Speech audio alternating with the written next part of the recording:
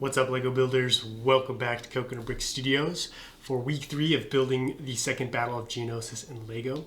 This is going to be a good week. Now that I've got the base layout of the mock figured out and what it's going to look like and the proportions of it down, I want to visit the anti-vehicle cannons a little bit and kind of figure out what I'm up against, what I'm working with, because I said they were in sore need of a remodel, but I'm not sure what exactly needs to be remodeled. I know there needs to be some color changes as well as some detail changes. And so in this video, we're going to be looking at some images of the actual cannon and then comparing it to what I have built. I also have a new kind of clone trooper I'm going to be adding to my collection. I've never had one of these before, so I'm really excited to add them to the army. All that being said, should make for a great update. Time to get building. One more thing real quick before we get into the video. If you like this video, don't forget to smash that like button.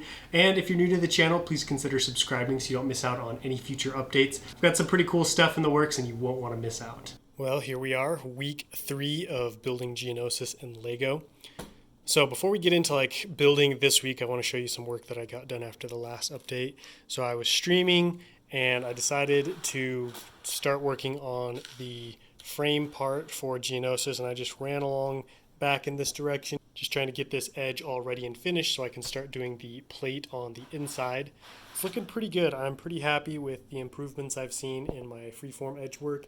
This is obviously still pretty rough. This is not 100% finished. What I do is I'll build a section, build another section, and then slowly go back through after I'm done and piece in other areas and put in kind of filler greeble type bricks to make the edges look fancier and more realistic. Did also get some more terrain work done on the top. As you can see, got a patch of medium nougat in here. I'll probably sprinkle in a few more patches of nougat. I feel like that pairs nicely with the dark orange, and that's usually what you see with a Geonosis mock. Now I've started working on a little tiny ridge right here that's going to run along this side of the mock, and I'm not sure what exactly it's going to look like or what's going to be happening here because I ran out of wedge plates, and so I kind of had to stop here, and I'm not really happy with how it looks right now. So once I get more of those in and start to plate off more of this area, I'll probably be able to work more on this, but I kind of would like to have it run along kind of like this, maybe come out back here in this direction. So I may end up tearing this up completely. I did also get a haul in. So Beanie Boy Bricks, a good friend of mine, friend of the channel, pointed out that you can get animated Phase 1 41st Elite Corps decals from Thicky Bricky, and those clones were featured in the second battle of Geonosis. You see them on screen here and there. And so I decided to pick up some of those, and I got a few other decals as well. So this is what the 41st Elite Corps grunt looks like. Pretty cool, pretty simple. This doesn't look like it will be too difficult. I did also get some helmets for those. I think I got 5 in total, but I did also get, a couple Imperial Commandos, since Coffee Mug had decided to just never send mine. Still don't know what's happening there. There's the second one, and then behind him I got a Captain Keely. This is the AP1 Keely Trooper. I got Captain Keely right here. This is actually a minifigure I've wanted for quite some time in my collection. If you guys remember a while ago, I did a Ryloth mock kind of showing the place where Imagundi and Captain Keely made their last stand to protect some Twi'leks. And so ever since then, I've really wanted to get a Keely for my collection. Here I've got the cloth. So I'm not sure when I'll get around to actually decaling him, but it's nice to finally have the decals. All right, it's time to jump to a planning session for the AV7 anti-vehicle cannon. Now that I've got the base of the mock figured out and kind of have, a good pattern to go off of for the terrain and the frame, it's time to turn my focus to the cannons that are going to be in the mock. Like I was telling you guys in the first episode, my anti-vehicle cannon is pretty outdated. I built it about a decade ago. Just in case there's anybody who's not familiar with this vehicle, I want to give you a brief rundown. So this is basically a Republic heavy artillery unit. Think of a large artillery cannon, something that you'd place at the rear of your attack, something that's in kind of a fortified area, and they basically bombard your enemy from afar. One interesting thing that I've always wondered and thought about these cannons is whether or not they're projectile based, meaning do you put an actual projectile, some kind of bullet, canister, missile in here and launch it out, or is this some kind of laser? Because if I remember correctly, I've seen clone troopers trying to load this thing before with actual projectiles, which I always thought was interesting considering, most cannons or guns in the Star Wars universe fire laser bolts of some kind. Fun fact about these cannons, they don't actually walk into position, they actually hover in the air, and once they reach their designated area, the legs come out and drop down. So these are almost more like stabilizers, you know, that a crane has when it's operating so it doesn't tip over, to kind of keep the cannon from, you know, flailing around while it's firing. So what I'm going to be looking at is basically the color scheme as well as the frame to see how well mine currently matches and what needs to change. And I think the first thing and probably the biggest thing that's going to need to change is the color scheme. You guys can see right here the legs are dark bluish gray, but you can see as you get higher up onto the build of the cannon, it starts to get a little bit lighter, especially up here on this barrel.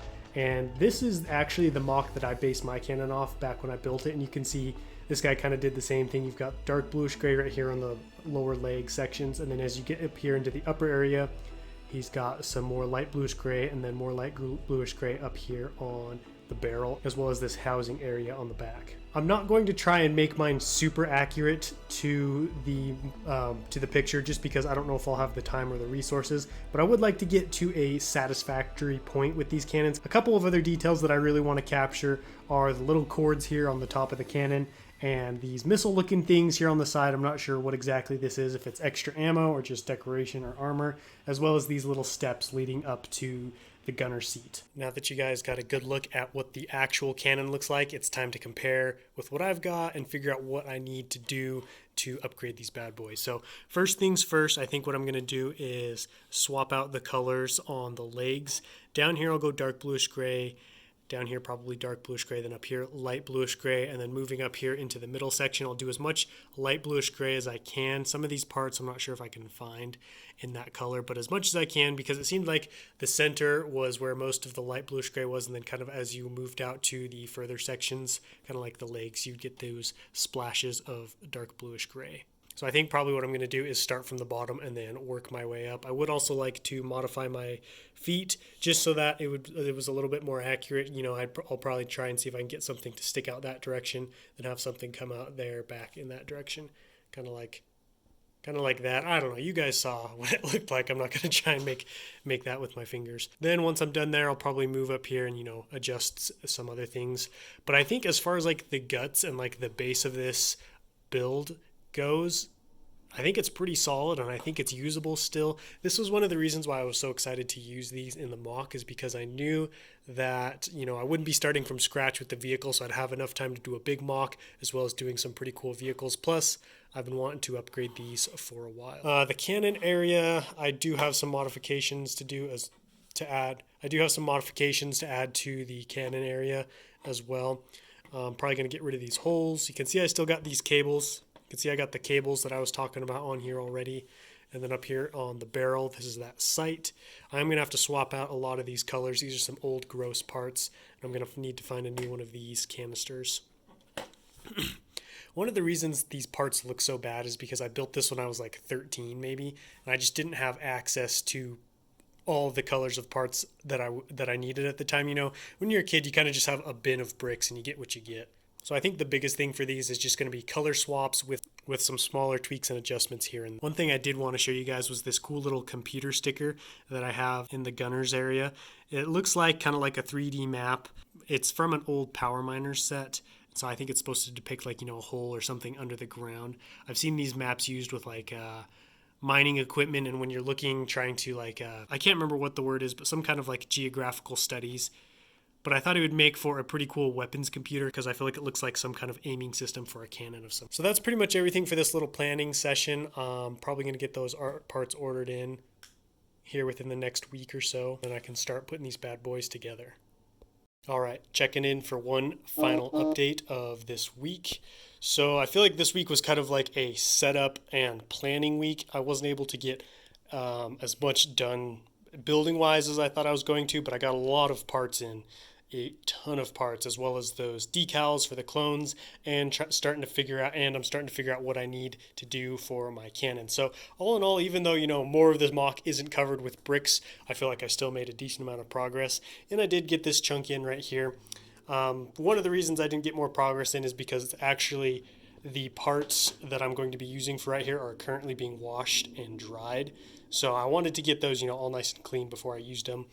But I, wanted to make sure I wrapped up this week. So next week we'll be jumping into more building, less planning, more of the good stuff. All that being said, it's time to hit the outro. Another week down on Geonosis. Honestly, I'm kind of going a little bit faster than I anticipated through this mock. I'm actually starting to toy with the idea of making it bigger. Maybe, just adding a little bit more to the back so I can put some more rock work back there, maybe a couple extra features, and maybe some kind of little, forward operating base. We'll see. Obviously don't want to drop too much money into this mock either. I'm excited to get those 41st Elite Core clones decaled so I can see what they look like and so I can start using them in thumbnails. I have a feeling they're going to look really cool. Thank you guys all so much for watching. Don't forget to let me know what you thought about this episode down below in the comments, and I will catch you guys in the next video. But until next time, happy building.